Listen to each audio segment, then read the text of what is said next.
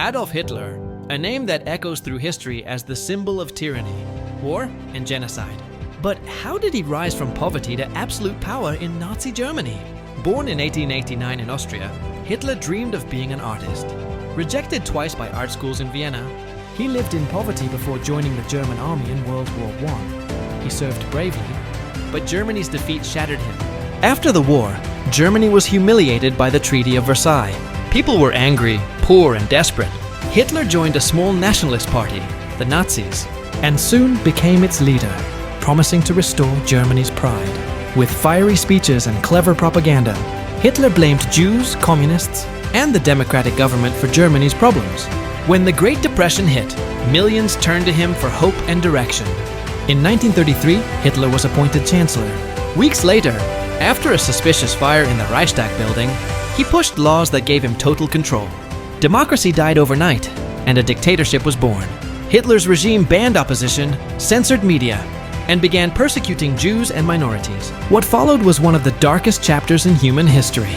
Hitler's invasion of Poland. In 1939 triggered World War II. His armies swept across Europe, bringing destruction and death. At the heart of it all, the Holocaust, where 6 million Jews were murdered in Nazi death camps. In 1945, as Allied forces closed in on Berlin, Hitler took his own life in an underground bunker. His war left 60 million dead, and a scar that will never heal. Hitler's story is not just about power. It's about how fear, hate, and silence can destroy nations.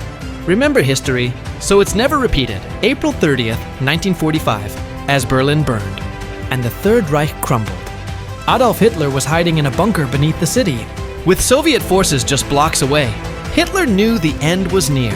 He had refused to flee, believing capture would be worse than death. That afternoon, he said goodbye to his inner circle, then retreated with his wife of one day, Eva Braun. Around 3:30 p.m., Hitler shot himself in the head. Eva took poison. Their bodies were carried outside, doused in gasoline, and set on fire, just as Hitler had ordered, to avoid being. Days later, the Soviets discovered the remains, and Germany surrendered on May 7th. Hitler's death marked the final collapse of the Nazi regime, but his crimes scarred history forever. His end was swift, but the consequences of his rule still echo today. Thanks for watching. If you found this video informative, don't forget to like, share, and subscribe for more History in Minutes. See you in the next one. Displayed by the Soviets.